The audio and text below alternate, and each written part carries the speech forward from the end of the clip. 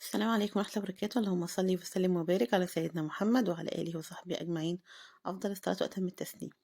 ازيكم حبايبي، عاملين ايه؟ يا رب تكونوا كده في أحسن صحة وأتم حال، وربنا كده يرزقكم السعادة كده من حيث لا تحتسبوا، ويرزقكم كده ويوسع أرزاقكم بإذن الله، ويبارك في أولادكم، واللي معهوش ولاد ربنا يرزقه يا رب، واللي محتاج حاجة ربنا يا رب يديله كل اللي نفسه فيه وكل اللي بيتمناه. النهاردة إن شاء الله مع بعض القرص الطرية أو البكاكين الفلاحي زي ما بيقولوا. أنا كنت محضّرة قشطة اللي هي وش اللبن، وحطيت عليها حوالي نُص كيلو لبن كده. القشطة اللي كانت عندي كانت كمية كبيرة، بعدين أنا لمّا جيت أعمل أنا هاعمل كيلو وربع دقيق، يعني مش كيلو ونُص، هو لقيت الدقيق اللي عندي كده فقُلت هاعمله وخلاص. فما رضيتش آخد القشطة كلّها، حاسة إن هي كتير، زي ما أنتم شايفين كده نقّصتها في كسرونة صغيّرة على حوالي نُص كيلو لبن. أخدت 3، 4 معالق قشطة تقيلة، تمام، ومعاها كوباية إلا ربع سمنة، يعني كوباية إلا ربع سمنة، سمنة عادية خالص من اللي هي الكوباية الوسط، تمام، وقُلت أسخّنهم مع بعض. نخلت الدقيق، وهنا بادوّب الخميرة زي ما أنتم شايفين، وهاسيبها على جنب لحد ما تختمر مع نفسها، وهنبدأ بقى نحط الإضافات اللي أنا باحطها على الدقيق، وهنشوف هنعمل إيه. أول حاجة باحط رشة ملح كده، وبعدين برضك هاحط رشة سكر.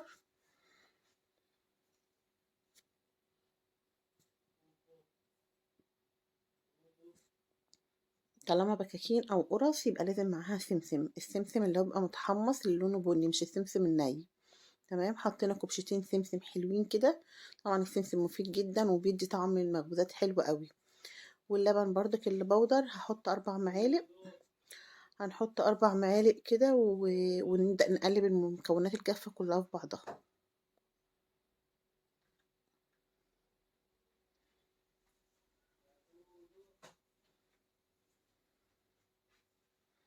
طبعا انا هعملها في البوتاجاز العادي، ما عنديش فرن فلاحي هنا ولا فرن غير الفرن اللي عندي ده، فرن البوتاجاز.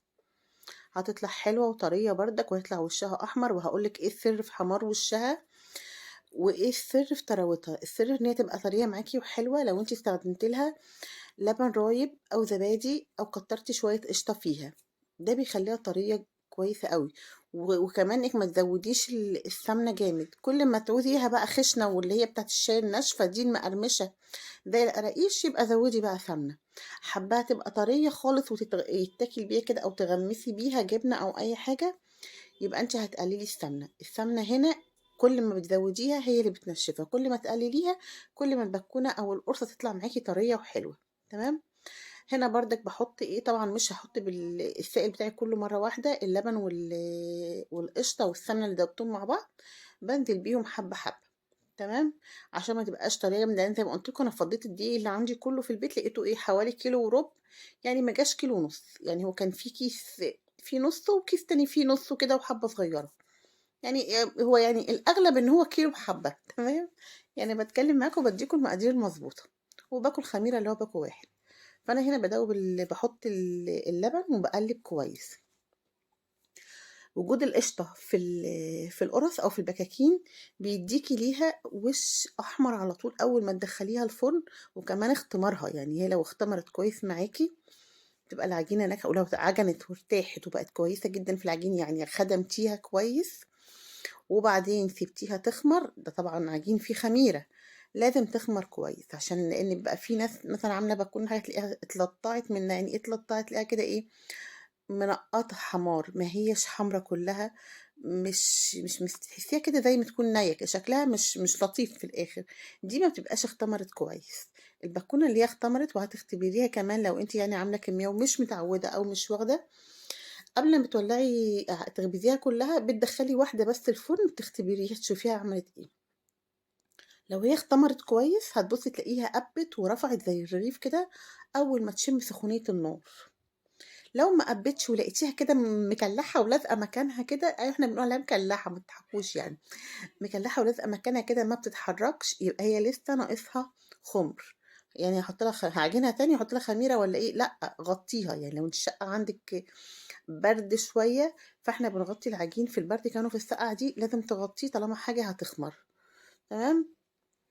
أنا بالنسبة لي علشان شغلي بيبقى دايمًا على إيدي، أنا إيدي لوحدي يعني، فبزود الخميرة شوية علشان يعني ايه، على اخر بكونة بكون مولعة الفرن عندي. حتى لما كنت بعمل كميات كبيرة في البيت التاني وكده، يعني كنت الكمية دي بالنسبة لي حاجة يعني اي كلام، كنت بعمل كميات كبيرة خالص، يعني كنت بقسمها وبشيلها في التلاجة. الكمية الكبيرة برضك طبعًا على بال ما كنت أنا أدور بقى وأبطّطهم كلّهم، والولاد كانوا صغيرين ومش عارف إيه، فكانوا خلاص بيبقوا اختمروا جامد، فكنت باخبزهم مع آخر بكونة، باكون مولعة فرني ومدخلاهم باخبزهم. الخبيز مش بياخد أي وقت خالص نهائي، يعني لو هو فرن غاز طبعًا إحنا بنخبز على سطحه كده، اللي هو الصاجة اللي جواه دي، فبياخد كميات كبيرة، فما بياخد يعني لو عاملة أنتِ حتى كمية دقيق كتيرة مش بياخد وقت معاكِ في الخبيث.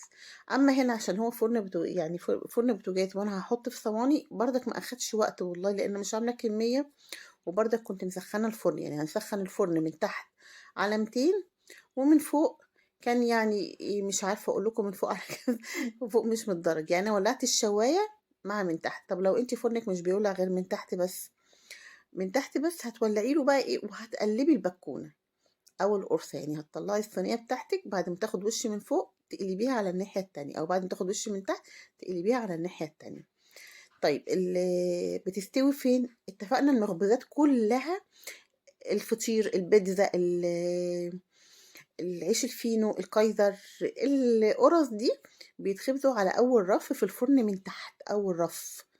زي ما بنعمل كده ايه الطاجن بتاع الرز المعمر، دايما الحاجات اللي بتاخد سوا دي شويه بنحطها على اول رف على النار العاليه عشان يبقى قريب من الحراره، لان انت لو حراره الفرن بتاعتك هاديه وقليله هتنشف معاكي حته العجينه، وهتبقى طالعه ممصوصه، يعني نار مصيتها كده بقت ناشفه، وانت كنت عايزاها تبقى قرص طريه، فمش هتطلع قرصه طريه.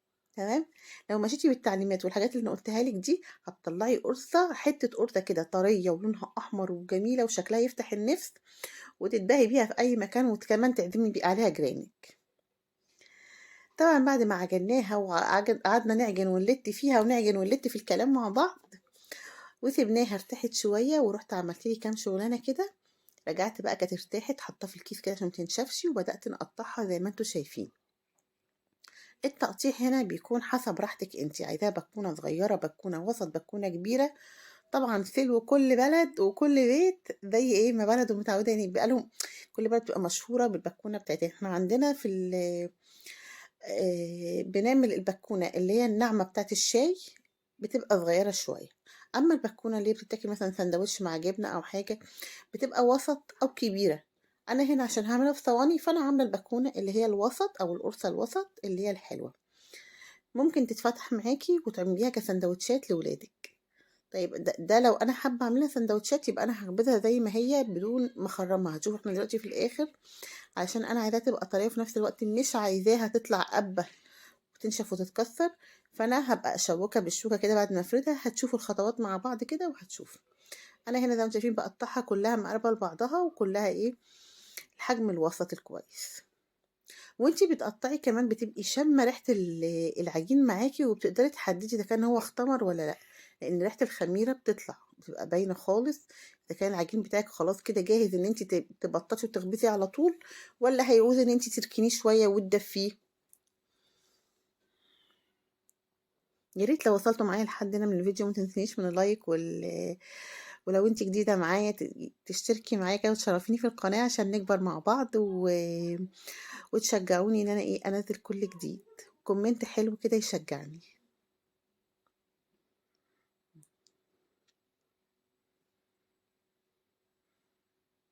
على فكرة الحاجات دي والله مش بتاخد وقت، يعني احنا اللي ساعات بنكسل او يعني بنكسل نعمل حاجة، لكن هي مش بتاخد وقت خالص.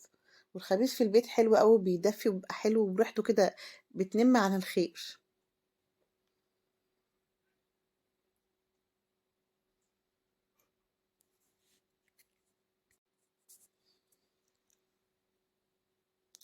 وخصوصا كمان لو انت عملتي كميات قليلة، طبعا طالما بنعمل في البوتاجاز فبنعمل كميات قليلة، مش تعملي كميات كبيرة.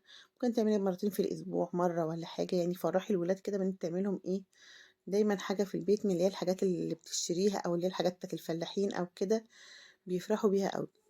هنا هنبدأ نبططها زي ما انتم شايفين. طبعا مش بتفرديها قوي لأن مش عايزة عايزة احنا عايزينها طرية، فبتخلي سمكها حلو، يعني لا هي رهيفة قوي ولا هي تخينة قوي، لان لو بقت تخينة تبقى ملكومة ومش حلو. شايفين مش بتاخد اي وقت في التبطيط. طبعا لو مفيش النشابة دي هتبططيها بايدك عادي، مفيش اي مشكلة، مش هتاخد وقت.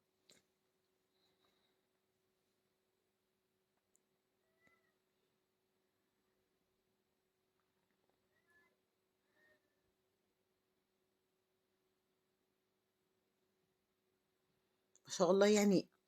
الكيلو وربع، هي عشان ما تقوليش الكمية دي كتير على الكيلو وربع انت تقوليه.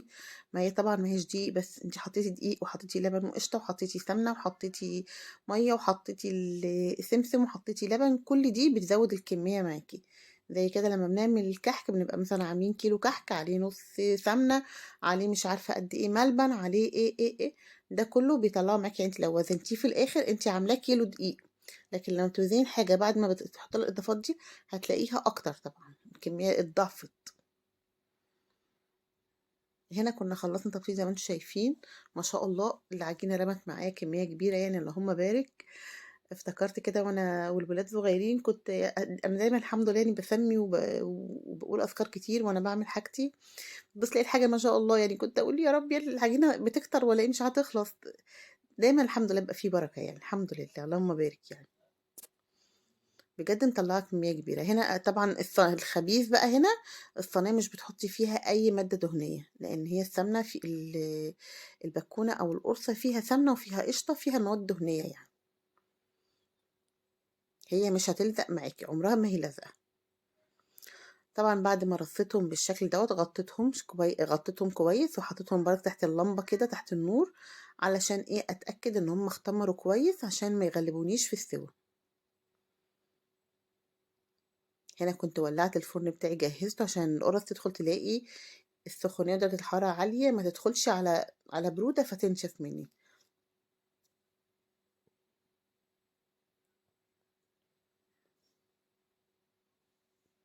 هنا بقى في مرحلة الخبيز، لو انا عايزاها تطلع لي قبة كده زي الرغيف القابب، هدخلها زي ما هي كده بدون ما أعمل فيها اي حاجة. طب انا مش عايزاها تقب عشان خاطر ما تكسرش مني او ما تنشفش او كده، فكده بالشوكة كده هتديها نغزتين بحيث ان هي تفرغ الهواء اللي فيها وهي بتستوي.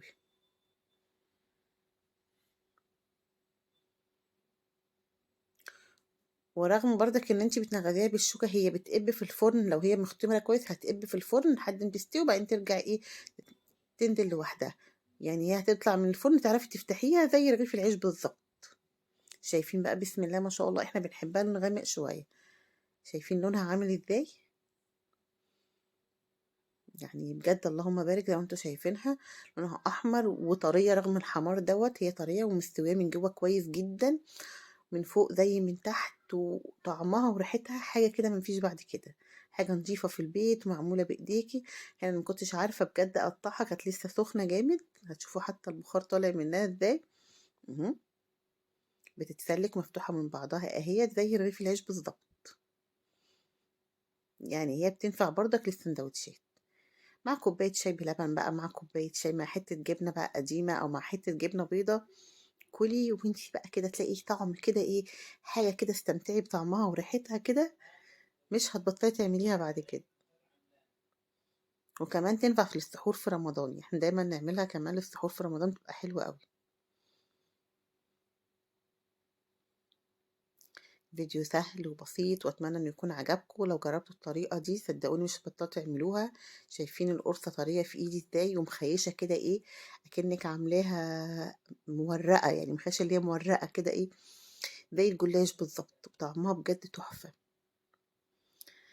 اتمنى يكون الفيديو عجبكم، وما تنسونيش من اللايك والشير والكومنت الحلو اللي بيشجعني، ودعوة حلوة من القلب كده لاختكم. ونقول ميعادنا معاكم الفيديو الجاي بإذن الله، والسلام عليكم ورحمة الله وبركاته.